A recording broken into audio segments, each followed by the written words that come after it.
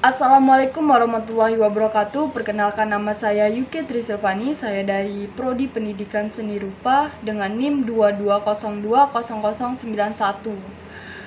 Mata kuliah Pengantar Kewirausahaan, dosen pengampu Bapak Dr. Hanif Al-Qadri.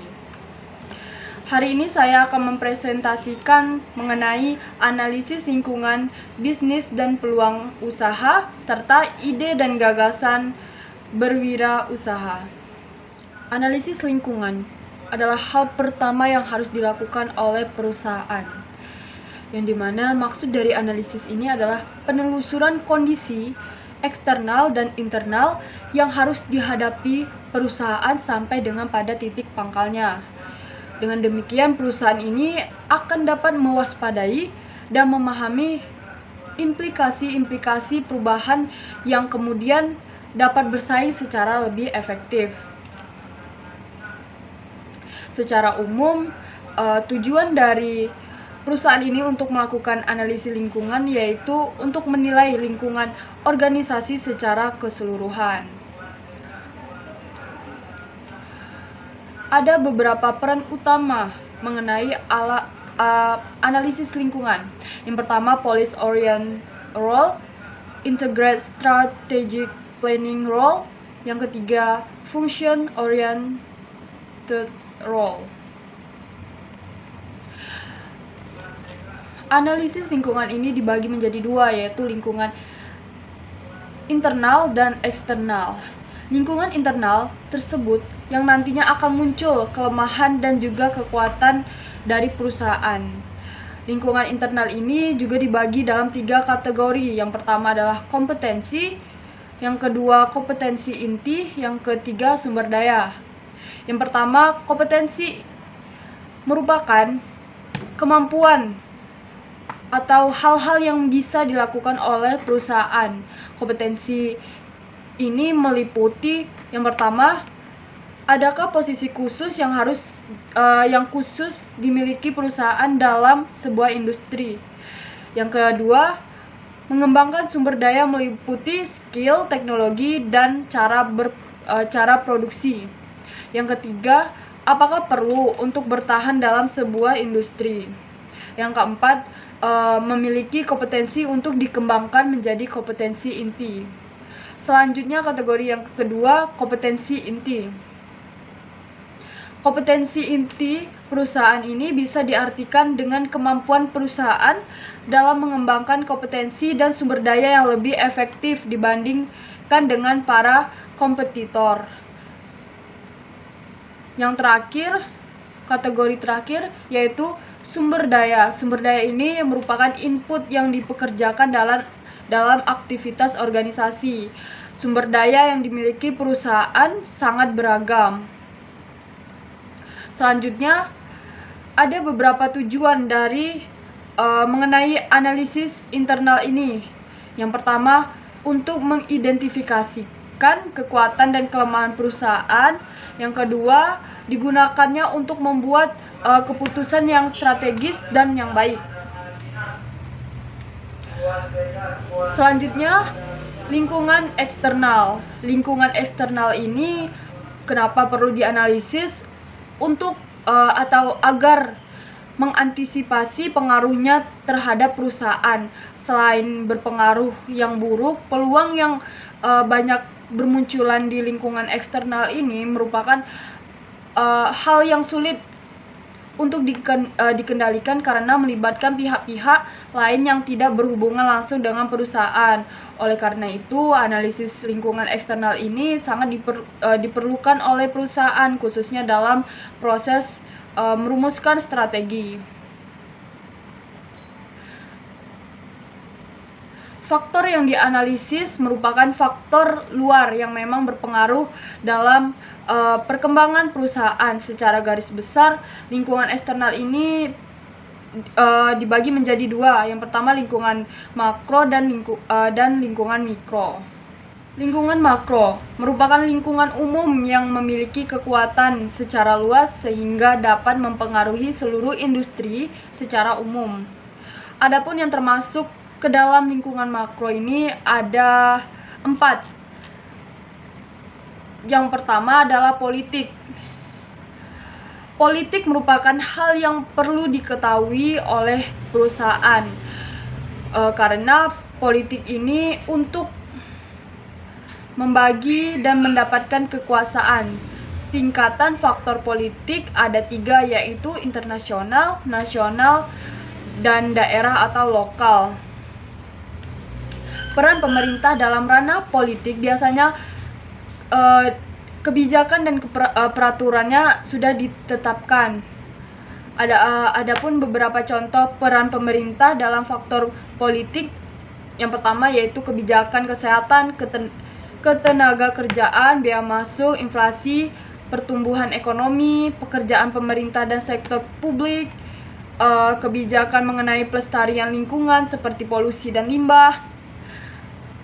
Selanjutnya, faktor ekonomi. Bahwa ekonomi menjadi faktor vital yang harus mendapatkan perhatian perusahaan.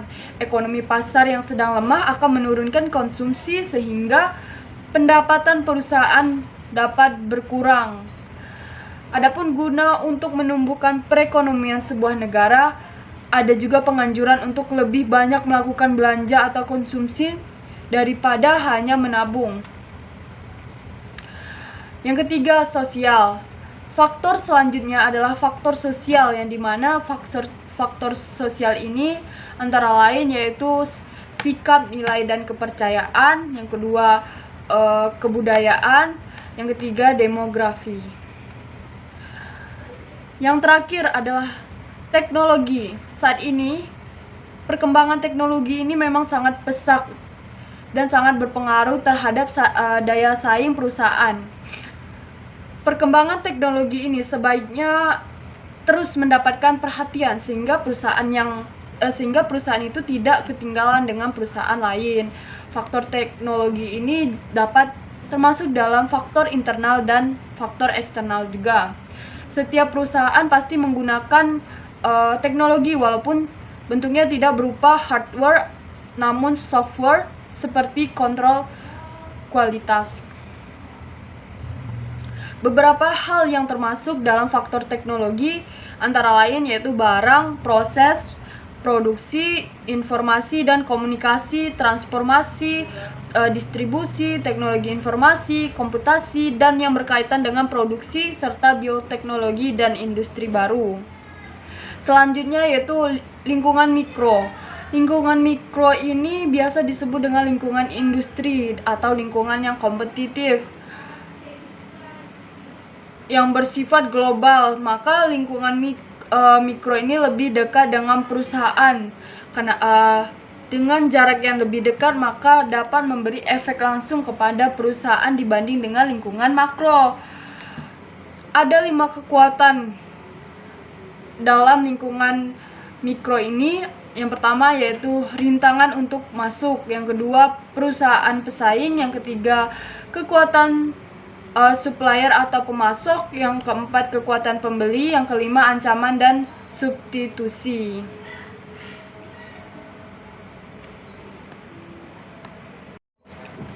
Selanjutnya, analisis lingkungan eksternal ini berperan penting dalam memberi masukan dalam mengambil sebuah keputusan. Adapun tujuan dari diberlakukannya analisis lingkungan eksternal antara lain yang pertama meningkatkan kepedulian manajerial terhadap perubahan lingkungan, yang kedua meningkatkan pengertian terhadap industri dan pasar, yang ketiga meningkatkan pemahaman dan pengaturan multinasional, yang keempat meningkatkan keputusan alokasi sumber daya, yang kelima memfasilitasi manajemen risiko, yang keenam memusatkan pada pengaruh utama dan perubahan strategi. Selanjutnya poin terakhir yaitu ide-ide dan gagasan berwirausaha. Ide-ide dan gagasan berwirausaha sepertinya tidak asing bagi orang-orang yang berwirausaha, yang dimana dua kata yang selalu bergandengan dalam dunia bisnis yaitu ada kata kreativitas dan inovasi. Kreativitas itu adalah berkaitan dengan ide-ide yang muncul atau ide-ide yang baru. tentang suatu produk dan inovasi merupakan bagaimana sih cara kita mengimplementasikan kreativitas tersebut. Sebuah produk akan dibeli oleh pelanggan tergantung dari produk tersebut. Apakah dapat memenuhi selera pelanggan atau tidak, misalnya dari segi bentuk, warna, ukuran, fitur-fitur, harga, dan pelayanannya sesuai nggak dengan selera pelanggan. Produk itu diciptakan dengan berbagai perbedaan dengan usaha yang sejenis, sehingga konsumen dapat memilih dan memilah mana sih produk yang baik dan mana yang tidak. Usaha yang dijalankan juga menciptakan posisi khusus untuk konsumen yang dilayani. Contohnya nih, di bidang kuliner harus mempunyai diferensiasi dan positioning dalam kegiatannya, seperti perbedaan rasa, bentuk, warna, ukuran, dan lain sebagainya. Dalam keadaan saat ini, seorang pengusaha harus memanfaatkan teknologi dalam penjualan produk dan jasanya.